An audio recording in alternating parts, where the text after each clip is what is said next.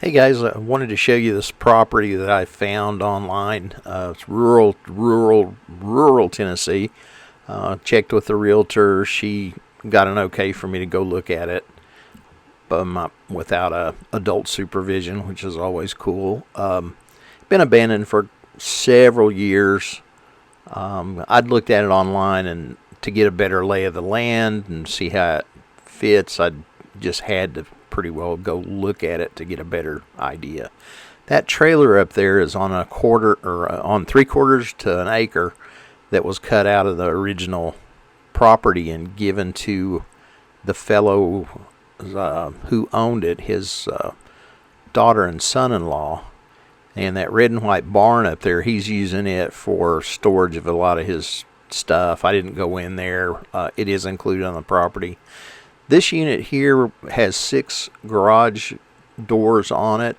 When I first saw it, I thought it was just a big storage garage, and it's not really. It's just kind of a cut up mess, like something I'd build probably.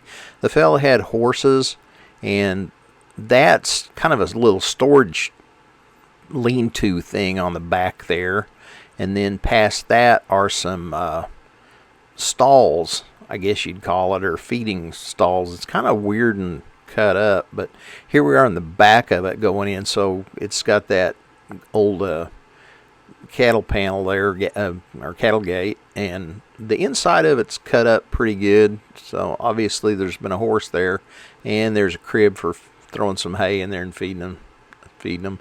That was his machine shop area. He used to be a millwright and worked for General Motors, according to his son-in-law.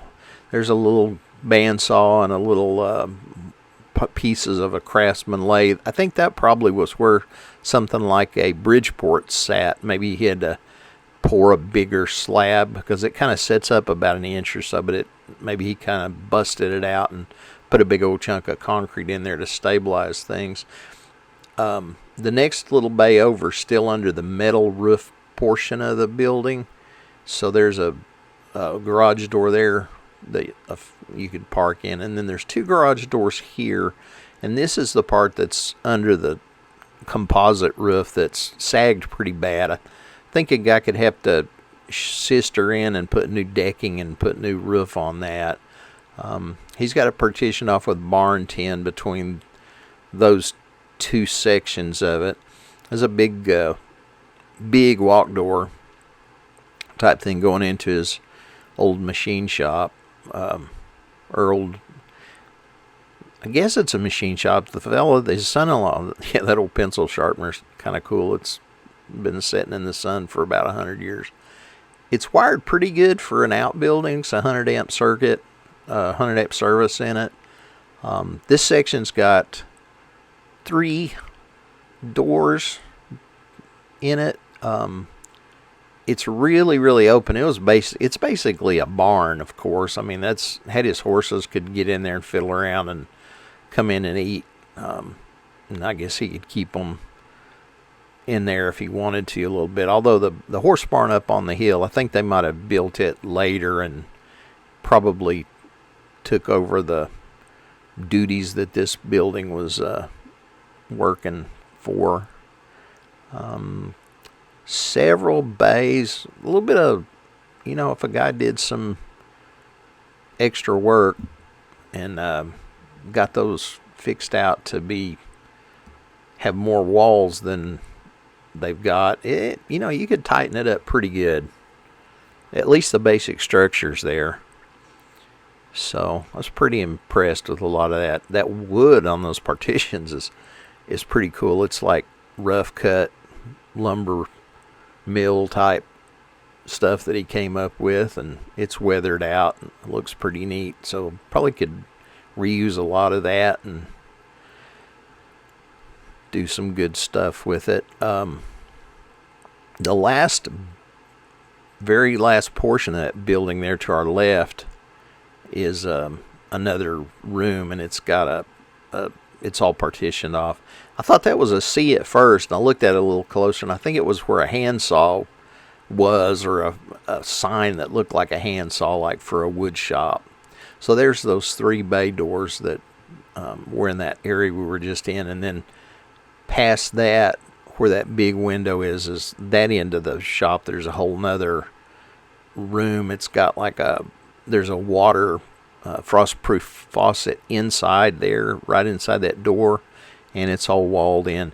The back corner of the slab back there that you can see through the daylight through there, the back corner of it's broken off. It's like it got undercut and cracked out and broke off. It's not a huge piece of it, but pretty good size. So that's why that stuff's kind of laying there. Yeah, there's that faucet I was talking about. Concrete's not great on a lot of the place, but it's pretty darn good. Beats the heck out of working in mud if you have some project stuff going in there. So this building here is pretty close to the house. Little view of the pasture there. It's pretty open. It drops to the east there. We're looking toward the east. There's the back part of the mobile home. That mobile home's a double wide. It's a honker. It's about 1,500 square feet according to the listing, and I don't doubt it. It looked really big with all the open. Some of the walls or partitions are knocked out and stuff. Somebody hit a big old piece of bumper or some kind of big old chrome there with their brush hog. I bet that made a heck of a racket.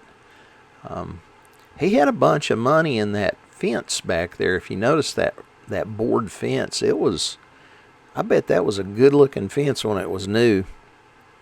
It's held up pretty good considering. The old dirt's pretty gray and clayey. I was looking under the foundation there to see, and it looks like they poured little pads and put concrete pads there, whatever.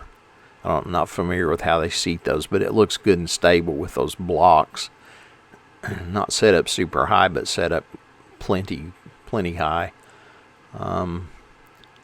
Vinyl siding. It's not all busted and cracked out like you see sometimes, so it's holding up pretty good. That is a frog pond now. I mean, it's holding water, but the day before I went over here, at least in Hendersonville, we got a ton of rain, like a ton of rain. And I talked to his son-in-law after I was leaving and mentioned it, and he said that's where the above ground pool was. So I think they prepped it, and it was probably pretty flat there, and then they put the pool on it, and over the years it settled in and made kind of a little bowl there, and it just naturally catches water. I think a guy could probably bring a tractor blade in and just scoop that off, or scoop some of the downhill stuff into it and flatten it off and do okay with it. The old porch looks a little scary, but it was pretty fancy with those little wooden fillers in there, so it had some money in it. So this is around the end of it, just like when I continue walking a little bit, and there's more standing water there. And something kind of odd is it seems like there's been some bulldozer action going on, some light work going around there. This is to the side of the chicken house that's on the west side of the house, and the kind of in the northwestish part of the land. I thought that might be like a spring or something, but I think it's more like a drainage ditch where some of the water just kind of attracts to, and it also ends up kind of there by the house, so that may be the reason that part of it's standing water on it.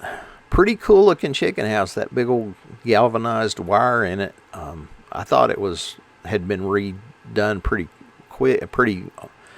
recently, but based on that tree, I don't really think so. It's been a year or two. Got the metal roof. You could hold up a wad of chickens in there. I don't know what in the heck that is, unless it's some sort of a vent system that they've got it cut a hole in the wall or something. And the weird part, like where that back vent with the Celotex stuff or chipboard that's rotted off, there's no way in that stuff. I'm not sure what in the heck's going on back there. I guess they go back there and roost or something. Well, they wouldn't roost. They'd roost high up. I don't know. I had to check on that a little more. That's a pretty good sized piece of galvanized there. I don't know if they we're going to put a big flower pot or what in there, but he probably just might have toted that home from a work site. A couple of stumps that were big old trees that they didn't ever get rid of the stumps. The barn has a roll up on that end and barn doors on the right end where we're at there. There's a walk door in that far corner to the left, and then there's another walk door on the other side, and the barn has water. So and it looks like it's really made well. The roof joists are real close together, and the fellow that his son-in-law's got all the stuff in there, he said it's a nice building, so that's a big plus. You're peeking around at this chicken house a little more, thinking there's an inside door to that other area back there, and I don't see it. So that's kind of a mystery, but it's a nice chicken house. You could put a wad of them in there. There's a drive up a slab there, like right by the house. It'd be a good place to park. It used to have a little carport on it because there's a lot of 4x4s laying around. Just that all is going to have to be cleaned up a wheelbarrow load at a time. The realtor said in the listing that the porch was a little bit unstable, and you were on your own there, and fair warning, so I was a little bit nervous getting up on there with my bulk, but I made it. He sure had a bunch of wood stacked up that didn't ever get burnt. That stuff's probably about be like burning paper at this point. So it opens up right into the sort of a great room with a vaulted ceiling, and they got that beautiful popcorn that would go down immediately. Lord knows I've scraped enough of that stuff off, and it's ridiculously easy once you figure out what's going on. They have cut the sheetrock off of the entire bottom portion. I don't know why they didn't go in there at say 4 feet so they could put sheets sideways and patch it up, but they didn't seem to want to, or didn't seem to do that. There's a piece or two in the ceiling there. So this thing's had that's what's left of the kitchen. It's had a metal roof put on it, and I'm thinking or hoping that for whoever tackles this, that it was leaking before they put the metal roof on it. So there's an A-coil and an air handler there. They've got a bathroom in there that's Coca-Cola themed. Even got a CC in the tile. This back bedroom, it looks like they had maybe worked on finishing it first, and I'd imagine, unless it was just wainscoted or something, I think they may have patched in the sheetrock on it. I didn't actually look close enough to see. It might have just had wainscot, like wallpaper part of the way down. That one window pane's broken out, so it's catching a little bit of weather on that corner. Needs to be fixed pretty quick. And back into the kitchen, and I don't think there's anything there a guy could salvage. I'd just go ahead and get rid of that and try to hit Habitat for some nice stuff. This is kind of the utility area, and that rug on there with all that dirt, if it's what it is, kind of is a clue as to why the sheetrock's all gone, I think. It did have a pretty persistent smell of urine in there, and the brother-in-law, or son-in-law, I'm sorry, had said that he had the older fellow that lived there had a lot of animals in the place. Like 25, 30 dogs and several cats, and they were responsible for that. And I don't know, maybe all the sheetrock was scratched up, but I'm kind of thinking it was just nasty. probably be a good idea to pull all that insulation out a guy could get a hold of. And I was thinking jump up to 4 feet on the walls and lay those 12-foot sheets sideways or whatever, and make a lot less taping and make a smoother job. So I think I'm fiddling with the door, trying to get it open here, the sliding glass door going on to the back. Yeah. And I didn't hop out on there. So that corner back there where that cabinet door's laying looks like it might be about a foot low, like the support might have failed under it. A guy might be able to use the ceiling, the roof there, and get away with that and save a little bit and use the other parts basically for patterns. I don't know. I didn't look at it that close. Those trees going through it, boy, nobody's been doing nothing with it for a long time. It looks like a werewolf claw through the wall there. Not sure what was going on there. That thing was all plumbed into the central heat, and I guess when they'd have the fireplace on, they could plug it in through there or pull it in through there. Some evidence of people working on it, that they just dropped everything and ran, looked like, at some point in time. Those floor vents, when something's been really filthy like this, I think a guy'd probably be better off just pulling those boots all loose of that main trunk line under there and getting rid of that whole thing. But you might look at it, but I bet it's nasty. That's a cheap little wood stove. It ain't much to it. I saw it on pictures of the listing, and I was hoping it was a nice little Ashley, or something, but it's a Shenandoah. I'd never heard of that brand, and it was built pretty flimsy, so be good to get rid of that old fireplace deal and stick a nice efficient wood stove in it. Can't really tell if it's been leaking. It should have had water in it, as much rain as we got. If it was leaking, I should have been able to see some water on the ceiling, and I really didn't closely examine anything, but it wasn't apparent to me at the time. This is on the south end of the place, and the master suite, I guess you'd call it. Plumbing stubs all come out there. There's a big closet that's been plumbed in. I'm sure none of that's load bearing, and a guy could probably, well, I'm not super sure, but I don't think any of that's load bearing. Guy could probably knock that partition stuff out of there if he wanted to, and set it however you wanted to.